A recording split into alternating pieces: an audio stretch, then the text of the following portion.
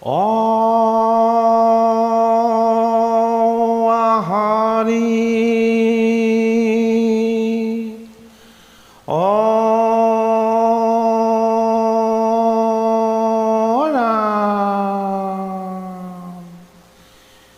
Krishna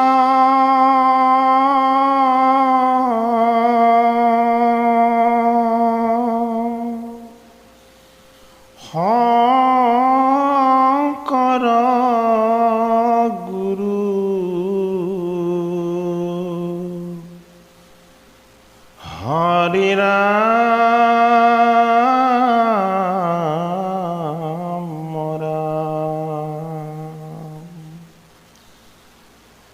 Shri Krishna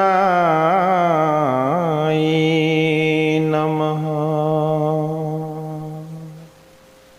হে কৃপালু বৈষ্ণৱ সমস্ত ক্ৰমশ আগবঢ়াই অহা নামঘোষাৰ পাঠ আৰু পৰ্যালোচনাৰ অনুষ্ঠানলৈ আপোনাসবক আমি সেৱা জনাইছোঁ। নামঘোষাৰ দুলৰি চন্দ্ৰৰ 303 নম্বৰ জোকা ঘোষাৰ পৰা মাধৱ মহাপুৰুষে প্ৰাৰ্থনা আৰম্ভ কৰিছে।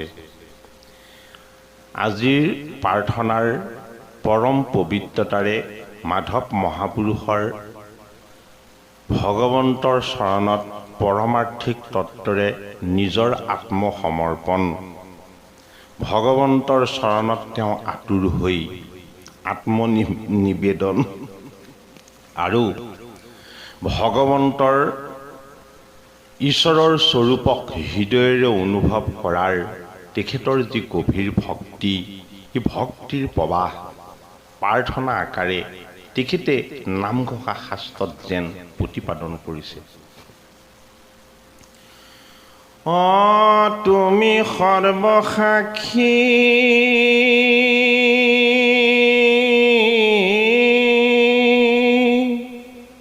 আত্মা হি হৃকেশ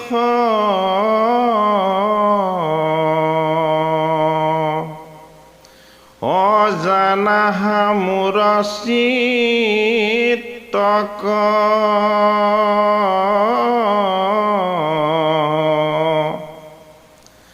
শৰণাগতক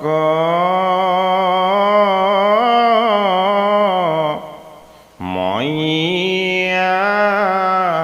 আতুৰক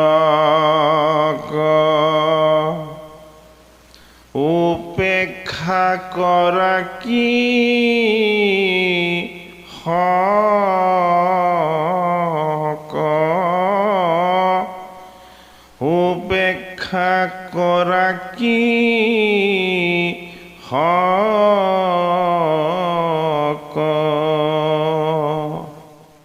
মাধৱ মহাপুৰুষে 303 নম্বৰ জোকা ঘোষাৰ পৰা দুলৰি চন্দত প্ৰাৰ্থনা আৰম্ভ কৰিছে, ভগৱন্তক অনুভৱ কৰি যে হে ভগৱান, তুমি সৰ্বসাক্ষী।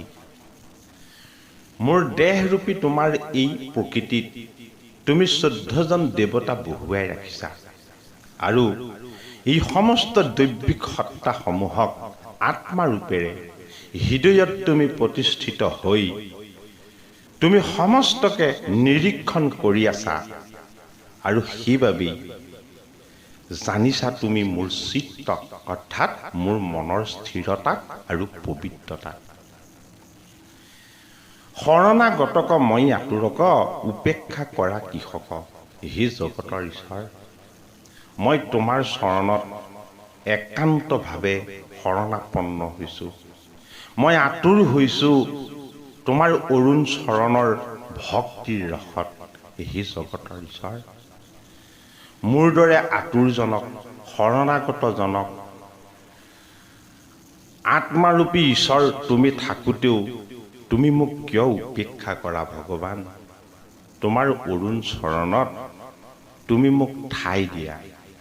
মাধৱ মহাপুৰুষে 303 নম্বৰ জোকা ঘোষাত প্ৰাৰ্থনাত এইদৰে ভগৱন্তক উপাসনা কৰিছে। হে কৃষ্ণদেৱ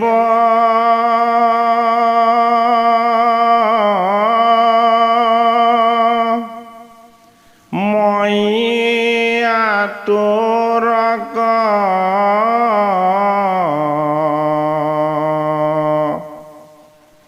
চৰণে কৰাও ধাৰ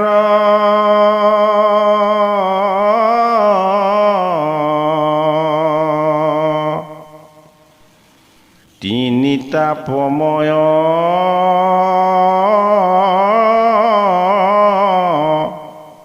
সংসাৰ নিকাৰ সহিতে নপাৰো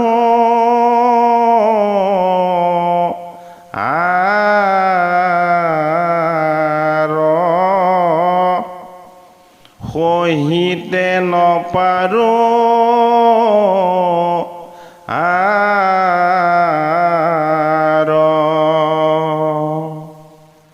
তিনিশ ৩ নম্বৰ জোকাঘোষাত মাধৱ মহাপুৰুষে ভগৱানক ক'লে, মই শৰণাগত, মই তোমাৰ অৰুণ চৰণত ঠাই পাবৰ কাৰণে মই আতুৰ হৈ পৰিছোঁ। মোৰ চিত্তত তুমি প্ৰতিষ্ঠিত হৈ আত্মাৰাম হৈ হৃষিকেশ ৰূপেৰে মোৰ দেহত বাস কৰা 14জন দেৱতাকো তুমি নিয়ন্ত্ৰণ কৰিছা। কিন্তু ৩০৪ নম্বৰ জোকাঘোষাত তেওঁ পুনৰ ক'লে, হে কৃষ্ণদেৱ, হে কৃষ্ণদেৱ মানে হ'ল জগতৰ সমস্ত জনক নিয়ন্ত্ৰণ কৰোতা যিজন যোগেশ্বৰ কৃষ্ণ, যিজন দৈৱকীৰ নন্দন, যিজন বেদবক্তা, যিজন গীতাৰ গায়ক, যিজন বাংশীৰ বায়ক, যিজন কিলুতলুক্যৰ নায়ক, সেইজনক তেওঁ আতুৰ হৈ কৈছে যে হে জগতৰ হৰি, হে কৃষ্ণদেৱ, মই অতি আতুৰ। কিহত আতুৰ? মই তোমাৰ অৰুণ চৰণ, মই তোমাৰ অৰুণ চৰণত ঠাই পাবৰ কাৰণে আতুৰ হৈছোঁ।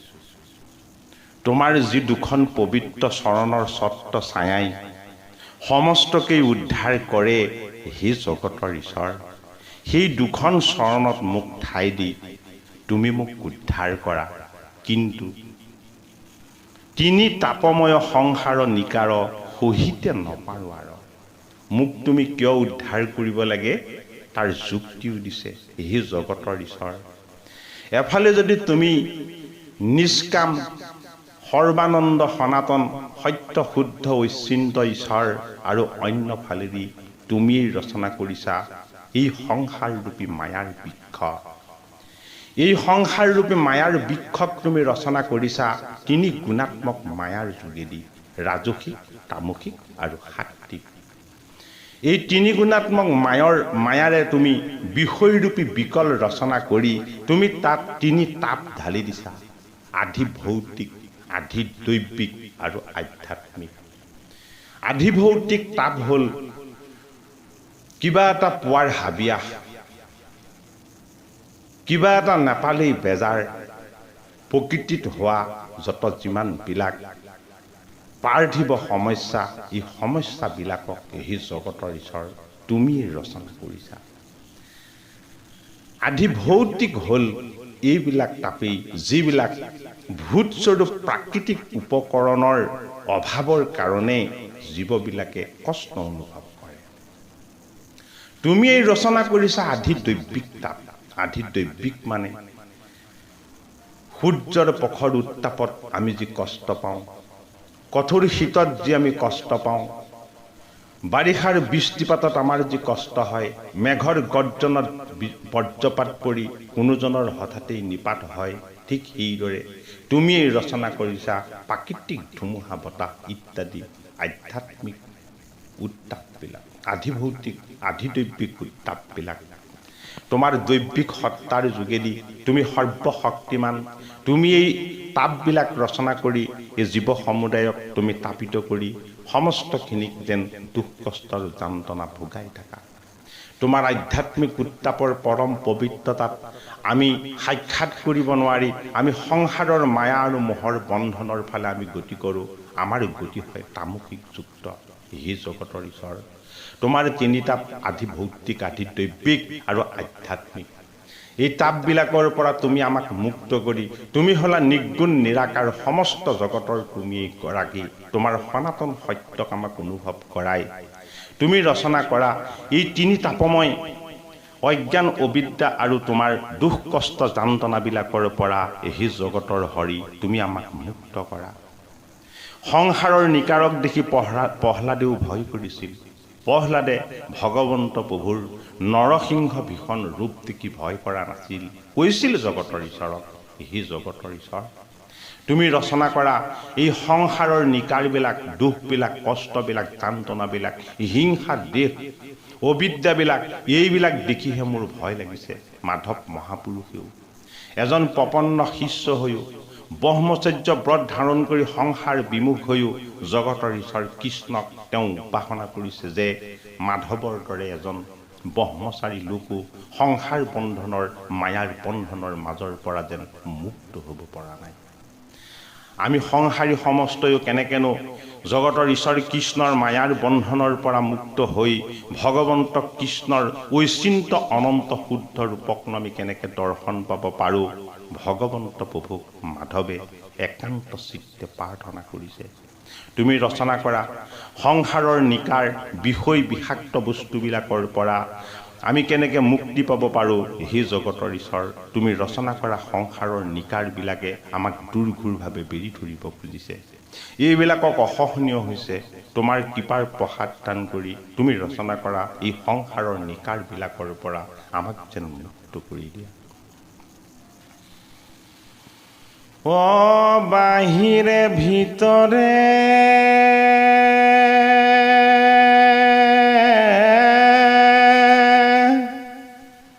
তুমি হৰি গুৰু,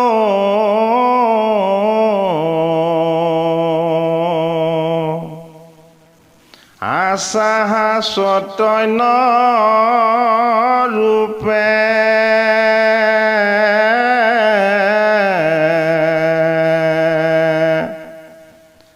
দিওক সুমতি তুমি বিনে গতি, অনাহিকে কৈলোচ ৰূপে, অনাহিকে কৈলোচ ৰূপে।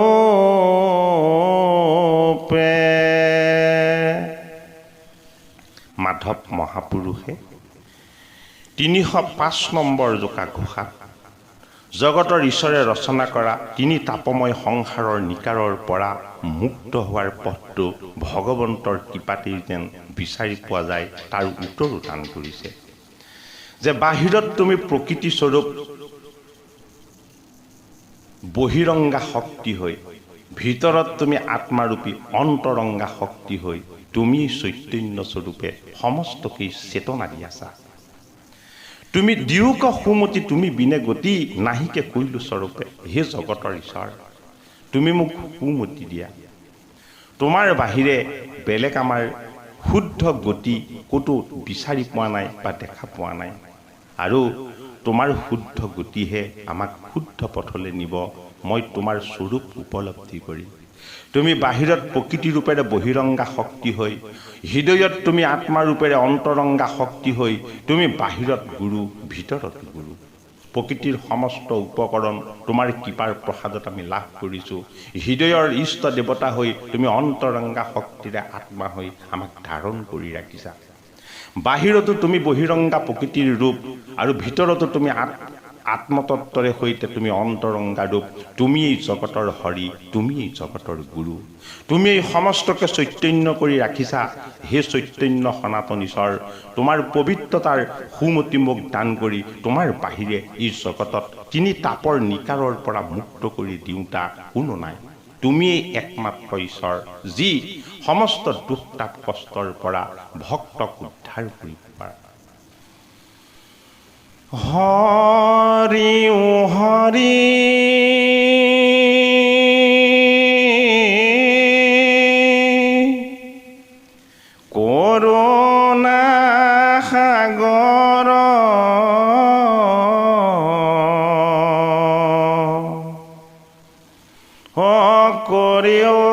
পায়া মাক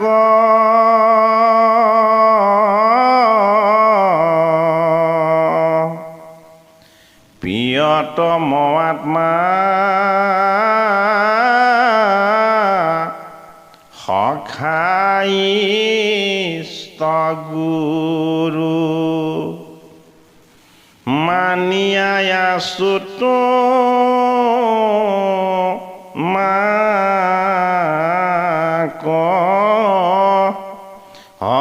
মানিয়াই আছো তো মাক।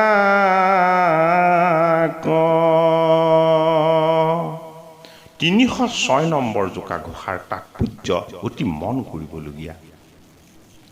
ঘোষা যোগাত ভগৱন্তক মাধৱ মহাপুৰুষে প্ৰাৰ্থনা কৰিছে হৰি ও হৰি বুলি। এই হৰি ও হৰি ইয়াৰ এক গভীৰ তাৎপৰ্য আছে। বেদৰ মন্ত্ৰ উচ্চাৰণ কৰাৰ আগতে হৰি ওম বোলাৰ এটা প্ৰথা আছে।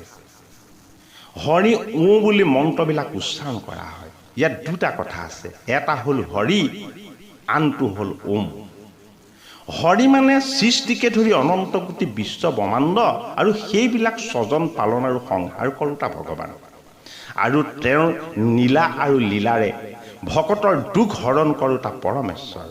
হৰি মানে ভক্তি মাৰ্গ, শৰণ মাৰ্গ আৰু সম্পূৰ্ণ সমৰ্পণ মাৰ্গ। যিকোনো সৎ কথাৰ আৰম্ভ কৰিবলৈ হ'লে এইকেইটা লাগিবই। দ্বিতীয় বস্তুভাগ হ'ল ওম। তিনিটা মূল অক্ষৰ মিলাই ওমকাৰ হৈছে অ ও ম। ওম নিজে ব্ৰহ্ম, নিজেই ভগৱান। গীতাত কোৱা হৈছে প্ৰণৱ সৰ্ব বেদানাম, অৰ্থাৎ সকলো বেদত মই প্ৰণৱ। প্ৰণৱ মানেই হ'ল ওমকাৰ। আকৌ কোৱা হৈছে যে মই পানীত একাক্ষৰ ৰূপে আছোঁ। এই একাক্ষৰ মানে ওমকাৰ। ওমকাৰ হ'ল জ্ঞান বিজ্ঞান তদং ৰহস্য একেলগে। সমস্ত বিশ্ব ব্ৰহ্মাণ্ডৰ সাৰস্বৰূপ আত্মা ব্ৰহ্ম, ইয়াৰ অৰ্থই হ'ল জ্ঞান মাৰ্গ। ভক্তিৰে জ্ঞানলৈ আৰু জ্ঞানেৰে ভক্তিলৈ, হৰিৰে ওলৈ, ওচৰলৈ ওমেৰে হৰিলৈ, এই সমস্ত ৰহস্য হৰি ও হৰি বুলি বৰ্তমানৰ ঘোষা জোকাত ৰখা হৈছে যেন আমাৰ অনুভৱ হয়। কোনো কোনো ভকতৰ মুখত এটা বিচাৰ শুনা যায় যে মহাপুৰুষীয়া পন্থত বেদত যে ওমকাৰ আছে তাক দুজনা গুৰুৱে সম্পূৰ্ণৰূপে পৰিমাৰ্জিত কৰি এৰাই চলিছে। গতিকে আমি স্বৰূপ ভকতসকলেও ওমকাৰক আমি বাদেই দিব লাগে, যিহেতু ভগৱন্ত প্ৰভু হ'ল নিৰ্গুণ। নিৰ্গুণ তত্ত্বক ও শব্দৰ যোগেদি প্ৰতিপাদন কৰা যায়। কিন্তু এইটো কথাও সমীচীন নহয়। জগতগুৰু শ্ৰীমন্ত শংকৰদেৱৰ কীৰ্তন ঘোষাতেই 9 জনা ঘোষা আৰম্ভ ও শব্দৰে কৰা হৈছে। ও মানে ওমকাৰ। প্ৰথম আৰম্ভ কৰিছে পাষণ্ড মৰ্দনৰ দ্বিতীয় জোকা ঘোষাত হৰি ও হৰি বুলি, আৰু তৃতীয়তে প্ৰহ্লাদ চৰিত্ৰৰ 12 নম্বৰৰ ঘোষা জোকাত ও হৰি চৰণে লাগু বুলি, সপ্তদশ ঘোষা জোকাটো ও হৰি নৰ হৰি বুলি, 20তম জনা ঘোষাটো ও হৰিৰাম নাৰায়ণ বুলি, আকৌ 20 জনা ঘোষাটো ও হৰি নমো দামোদৰ বুলি, বলিচৰণৰ 3য় জনা ঘোষাত ও হৰি দেহু দৰিখন বুলি, মুচুকুন্দৰ স্তুতিত 8ম জনা ঘোষাত ও হৰি নমো নাৰায়ণ বুলি, সমন্ত ঘৰণৰ 8ম জনা ঘোষাত ও হৰি দীন দয়াল বুলি, উৰেষা বৰ্ণনৰ 9ম জনা ঘোষাত ও হৰি প্ৰভু জগন্নাথ বুলি, পঞ্চদশ কীৰ্তনত ও ভাই ভাবিও ৰাম বুলি। উৰেষা বৰ্ণনৰ এই পঞ্চদশ জোকা ঘোষা বাদ দিলে বাকী সকলোতে ওৰ ওপৰত চন্দ্ৰবিন্দু আৰু হৰি এই দুয়োটা একেলগে অবিচ্ছেদ্যভাৱে লাগি আছে। ভক্তিৰ বিচাৰ আৰু বেদান্তৰ বিচাৰ, এই দুয়োটাৰে সমন্বয় হৰি ও হৰি। ভক্তিৰ বিচাৰ আৰু বেদান্তৰ বিচাৰ। বেদান্ত হ'ল উপনিষদৰ মূল তত্ত্ব, জগতৰ ঈশ্বৰৰ নিৰ্গুণ মাৰ্গ। এই ঘোষা জোকাত সেয়ে মাধৱ মহাপুৰুষে ভগৱন্তৰ ওচৰত প্ৰাৰ্থনা কৰিছে হৰি ও হৰি বুলি। ইয়াৰ আগৰ 5 জোকা ঘোষাত আগৰ কেইজোকা ঘোষাত আমি দেখিছোঁ যে ভগৱন্তক মাধৱ মহাপুৰুষে চিত্ত বুদ্ধি মন দি সমৰ্পিত হৈছে। ভগৱন্ত প্ৰভুৱে ৰচনা কৰা তিনি তাপময় সংসাৰৰ নিকাৰৰ পৰা মাধৱ মহাপুৰুষে তেওঁক মুক্ত কৰি দিবলৈ কৈছে। তিনি তাপময় সংসাৰৰ নিকাৰৰ পৰা মুক্ত হোৱা 14 সাক্ষীসমে আত্মাৰূপী হৃষিকেশক সাক্ষাৎ কৰা এজন প্ৰপন্ন শিষ্যই, ভগৱন্তৰ চৰণত শৰণাগত হৈ আতুৰ হোৱা এজন ভগৱন্তৰ উপাসকে হৰি ও হৰি কৰুণা সাগৰ বুলি এই ঘোষাজোকাত তুতি কৰিছে, প্ৰাৰ্থনা কৰিছে আৰু কৈছে, কৰিও কৃপা আমাক, মোক বুলি কোৱা নাই, আমাক বুলি কৈছে। পুৰুষ ৰূপেৰে তুমি মোৰ আত্মা, প্ৰকৃতি ৰূপেৰে তুমি মোৰ দেহ, মোৰ দেহত তুমি নিৰ্বাস কৰাইছা 14জন দেৱতা, তুমি ধাৰণ কৰি আছা আত্মাৰূপী হৃষিকেশ হৈ, হে জগতৰ ঈশ্বৰ। দেখাত তুমি পুৰুষ প্ৰকৃতি সমস্ত তত্ত্ব, মই বুলি মোৰ লগত একো নাই, হে জগতৰ ঈশ্বৰ। তুমিয়েই হলা সমস্ত জগত, তুমিয়েই হলা সমস্তকে পালন কৰোতা। সেইবাবে চাগে মাধৱে কৈছে, কৰিও কৃপা আমাক। প্ৰিয়তম আত্মা সখা ইষ্ট গুৰু, হে জগতৰ ঈশ্বৰ। তোমাৰ আত্মাবিলাক তোমাৰ অতি প্ৰিয়। মই যদিও সংসাৰলৈ আহি সংসাৰৰ তিনি তাপময় নিকাৰৰ মাজত যদিও পৰিলোঁ, তোমাৰ আত্মাবিলাক তোমাৰ সখাস্বৰূপ, তোমাৰ বান্ধস্বৰূপ, বান্ধৱস্বৰূপ। তুমিয়েই হলা একমাত্ৰ দেৱ বা ইষ্ট উপাসনীয়, আত্মাবিলাকৰ তুমি হলা পৰমাত্মা। সেইটো বাবেই হে মোৰ জগতৰ ঈশ্বৰ কৃষ্ণ গোসাঁই, হে হৰি, হে ওমকাৰ ৰূপী নিৰাকাৰ নিৰ্গুণ ঈশ্বৰ তত্ত্ব, হে বেদান্তৰ সাৰ ঈশ্বৰ। হৰি ও হৰি কৰুণা সাগৰ, কৰিও কৃপা আমাক। তুমি আমাৰ প্ৰতি কৃপা দৃষ্টি কৰা, তুমি আমাৰ প্ৰতি তোমাৰ কৃপা প্ৰদান কৰা। তুমিয়েই হলা অতিকে প্ৰিয়তম, তুমিয়েই হলা সমস্ত সকলৰ দেৱতাৰ ভিতৰত শ্ৰেষ্ঠ ইষ্ট গুৰু, আৰু মই তোমাক সকলোৰে ভিতৰত সৰ্বশ্ৰেষ্ঠ ইষ্ট দেৱ বুলি, গুৰু বুলি মই তোমাক বৰণ কৰিছোঁ। মাধৱ মহাপুৰুষৰ প্ৰাৰ্থনা শীৰ্ষৰ 306 নম্বৰ জোকা ঘোষাই বেদৰ সমস্ত সাৰ তত্ত্ব, ভগৱন্তৰ নিৰ্গুণ নিৰাকাৰ তত্ত্ব হৰি ও হৰি বুলি আমাক সম্বোধন কৰাই, ভগৱন্তৰ কৰোণাৰ সাগৰ ৰূপেৰে, হৰি ৰূপেৰে, নিৰ্গুণ ৰূপেৰে, শব্দব্ৰহ্ম ৰূপেৰে, ঈশ্বৰ তত্ত্ব ৰূপেৰে জগতৰ ঈশ্বৰে যেন সমস্ত জনকেই কৃপা কৰি আছে। ভগৱন্তৰ কৃপাৰ প্ৰসাদ ভক্ত হৈ তেওঁ অৰুণ চৰণত আমি আশ্ৰয় লৈ আমি তেওঁৰ পৰা যেন যিমান পাৰি সিমান কৃপাৰ প্ৰসাদ ভিক্ষা কৰিব লাগিব। ভগৱন্তৰ কৃপাৰ প্ৰসাদ অবিহনে ভগৱন্তৰ অৰুণ চৰণত ঠাই পোৱাটো যে অতি দুষ্কৰ। সি মাধৱ মহাপুৰুষে 306 নম্বৰ জোকা ঘোষাত সমস্তকেই যেন প্ৰাৰ্থনা কৰাইছে যে হৰিও হৰি কৰুণা সাগৰ, কৰিও কৃপা আমাক। প্ৰিয়তম আত্মা সখা ইষ্ট গুৰু, মানিয়া আছো তোমাক। হে কৃপালু বাপ বান্ধৱ আই সমস্ত, মাধৱ মহাপুৰুষৰ নাম ঘোষা শাস্ত্ৰ আমি নজনা আৰু নুবুজা শাস্ত্ৰ। এই শাস্ত্ৰৰ আমাৰো কোনো বিশেষ তত্ত্বজ্ঞান বা বোধ নাই। ভগৱন্তৰ কৃপা, গুৰুৰ আশীৰ্বাদ, সন্ত মহন্তসকলৰ আমাৰ প্ৰতি শুভ দৃষ্টি, এই সমস্তখিনিক সাৰ কৰি আমি মাধৱ মহাপুৰুষৰ নাম ঘোষা শাস্ত্ৰৰ পাঠ আৰু পৰ্যালোচনা ক্ৰমশ আগবঢ়াই গৈছোঁ।